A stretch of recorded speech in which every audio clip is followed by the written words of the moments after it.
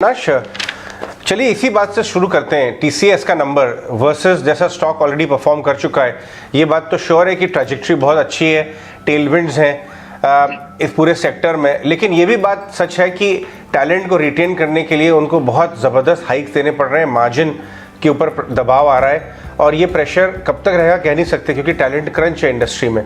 आपको क्या लगता है बाजार किन बातों पर ध्यान देगा और वैल्यूएशन इस समय स्टॉक के कैसे नज़र आते हैं आपको? Good morning Ajay. मुझे लग रहा है कि देखिए टैलेंट क्रंच तो डेफिनेटली है और जिस प्रकार से अभी हाल ही में कोविड के बाद टैलेंट क्रंच की जो ट्रेंड शुरू हुई है वो कंटिन्यू हो चुकी है। मेरे ख्याल से जो आज के रिजल्ट्स आएंगे वहाँ पे दो चीज़ों पे मार्केट क्लोजली वॉच करेगा। एक तो मार्जिन का, EBITDA मार्जिन का क्या ट्रेजेक्टरी है, आगे आने वाले क्वार्टर्स में क्या मार्जिन गाइडेंस आएगा। हालांकि टीसीएस गाइडेंस देता नहीं है, लेकिन डेफिनेटली उनके कमेंट्री से पता चलेगा। और दूसरे जो नए ऑर्डर विन्स उनको मिले हैं, क्योंकि हमने देखा है कि अभी 22 शुरू हुआ है, तो जिस प्रकार का डिमांड क्लाउड, डिजिटल और एंटरप्राइज सोल्यूशन से आएगा, मेरे ख्याल से यहाँ पे देखना पड़ेगा कि मैनेजमेंट की कमेंट्री ऑन नए डील विन्स और ओवरऑल जो डिमांड आउटलुक है उसके ऊपर कैसे रहेगा। नंबर्स तो मेरे ख्याल से ठीक ठाक आएंगे, लेकिन दिस कमेंट्री जो मैनेजमेंट देगी वो काफी इंपॉर्टेंट रहेगी। और हालांकि अभी बायबैक हो चुका है, तो मेरे ख्याल से अभी जो नेक्स्ट ट्रिगर होगा वो ऑब्वियसली कोर अर्निंग्स ग्रोथ पे रहेगा। और वहां पे मेरा मानना है कि अगर EBITDA मार्जिन में थोड़ी बहुत भी अगर सेंटिमेंटली इंक्रीज होने की संकेत मैनेजमेंट देता है या इवन मेंटेन करता है, तो मार्केट्स को ये डेफिनेटली पसंद आना चाहिए। प्रियंका, मुझे लग रहा है कि देखिए शेयर होल्डिंग में पैटर्न में इसलिए चेंज हुआ है क्योंकि अभी ओपन ऑफर के बाद इंस्टीट्यूशंस, काफी नए इंस्टीट्यूशंस इसमें आए हैं। कुबुटा का अभी करीबन 54% इस कंपनी में होगा और करीबन मुझे लग रहा है कि काफी लोगों ने शेयर इसलिए भी टेंडर किए हैं क्योंकि नियर टर्म में जो एस्कॉर्ट का परफॉर्मेंस है वहां पे थोड़ी सी सॉफ्टनेस देखने की पॉसिबिलिटी है। ट्रैक्टर वॉल्यूम्स लगातार डी ग्रोथ दिखा रहे हैं और मेरे ख्याल से अगर यही डेवलपमेंट रहा तो डेफिनेटली FY 22-23 में फर्स्ट हाफ इनके लिए थोड़ा सा चैलेंजिंग रहेगा। तो मेरे ख्याल से ऐसी कोई दिक्कत लॉन्ग टर्म में तो नहीं है, बट शॉर्ट टर्म में हो सकता है कि जो डायनामिक्स अभी ट्रैक्टर मार्केट में हम दिख रहे हैं वहां पे थोड़ा सा वॉल्यूम डीग्रोथ दिख रहा है, तो इसलिए शायद थोड़ा सा ये शेयर होल्डिंग पैटर्न में काफी बड़े इन्वेस्टर्स ने अपने शेयर्स ओपन ऑफर दिए। हो सकता है शॉर्ट टर्म में स्टॉक थोड़ा सा अंडर परफॉर्म करे, बट लॉन्ग टर्म प्रोस्पेक्ट मुझे लग रहा है कि अगर कोई भारी करेक्शन आता है तो इसको खरीदने का मौका समझना चाहिए, क्योंकि डेफिनेटली ट्रैक्टर मार्केट का पोटेंशियल लॉन्ग टर्म में अच्छा है और MNC कंपनी को आगे चल के हमको लग रहा है अच्छी सिग्निफिकेंट रेटिंग भी आगे मिलेगी। अविनाश जी, गुड मॉर्निंग। ऑफ कोर्स जिस तरह से हम बाजार में हम देख रहे हैं कई सारे फैक्टर्स, ट्रिगर्स तो हैं ही, और साथ ही ये हफ्ता क्योंकि 3 दिन का ही है, क्या लगता है आपको कुछ डेटा है जो कि आने वाले कंज्यूमर प्राइस इंडेक्स मार्च के लिए जो हैं वो ट्यूसडे को आते हुए दिखेंगे, प्रोड्यूसर प्राइस इंडेक्स वेडनेसडे को आते हुए दिखेंगे, और इन्फ्लेशन के फ्रंट पर भी बाजार किस तरह से रिएक्ट करता हुआ, व्यूअर्स इन्वेस्टर्स को किस तरह के सेंटिमेंट्स दिखेंगे? बिल्कुल, मुझे लगता है कि ये मैक्रो नंबर्स तो मार्केट्स को जरूर इन्फ्लुएंस करेंगे, स्पेशली इन्फ्लेशनरी का जो ट्रेंड है।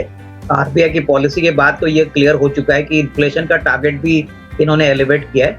बट सबसे बड़ी बात मुझे लग रहा है कि Q4 के नतीजे जब आएंगे तभी हर सेक्टर में कितना इनपुट कॉस्ट बढ़ा है, रशिया यूक्रेन के वॉर का क्या असर इनके ओवरऑल डिमांड पे होगा, वॉल्यूम ग्रोथ पे होगा, ये मेरे ख्याल से काफी इंपॉर्टेंट रहेगा। और स्पेशली अगर हम ऑटो और रियल एस्टेट सेक्टर की बात करें, FMCG सेक्टर की बात करें, तो मुझे लग रहा है कि हेडविंड्स अभी काफी चैलेंजिंग है।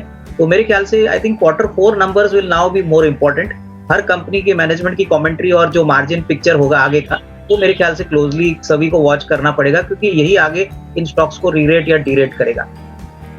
राइट। अविनाश, ये जो खबर आई कल शाम को, एक तो खैर पतंजलि, रुचि सोया ने अपना लोन पूरा एक शॉट में पे कर दिया जैसे ही लिस्टिंग चालू हुई सेकंड शेयर्स की। लेकिन जो कल शाम को न्यूज़ आई है कि वो पतंजलि फूड्स के बिजनेस को एक्सप्लोर कर रहे हैं, कैसे सिनर्जीज कर सकते हैं।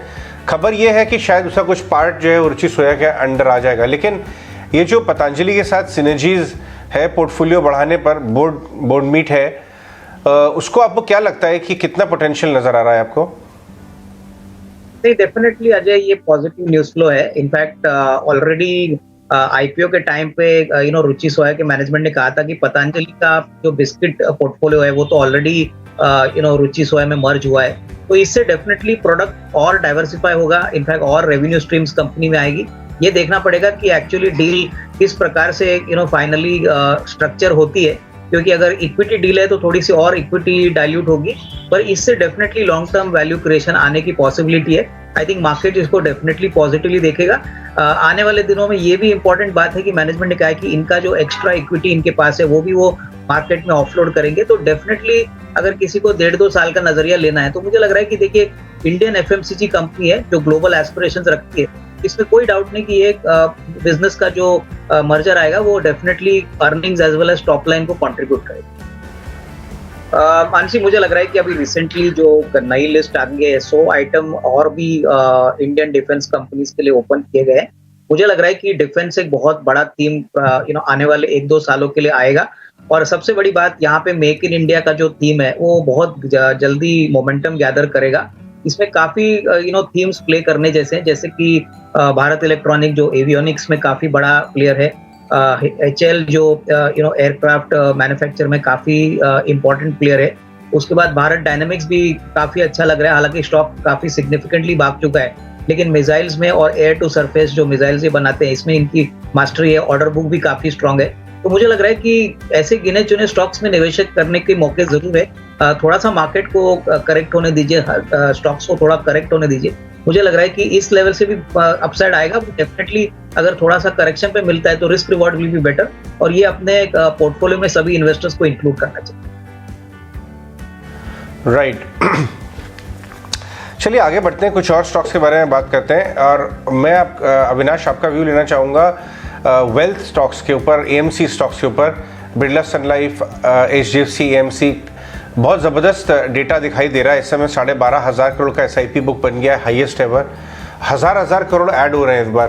पहले हम देखते थे कि सब्सिक्वेंट मंथ पे 200-100 ऐसा SIPs बढ़ रहे थे, बट मार्च में तो फॉल के बाद शायद मार्च एंडिंग भी होगा इसकी वजह से। लेकिन आदित्य बिरला सन लाइफ AMC 7% चला इस महीने। HDFC AMC को भी लेके आई है, वो भी नीचे से काफ़ी अच्छा रिकवर किया है। इस स्पेस को आप कैसे देखते हैं? IIFL wealth, Edel wealth, in fact Anand Rathi wealth भी लिस्ट हो गया है, वो कुछ अच्छा लगता है आपको इन सब में? बिल्कुल, इनफैक्ट अजय, जो वेल्थ मैनेजमेंट स्पेस है, AMC स्पेस है, इसमें आपको बहुत अच्छी ग्रोथ आगे देखने को मिलेगी।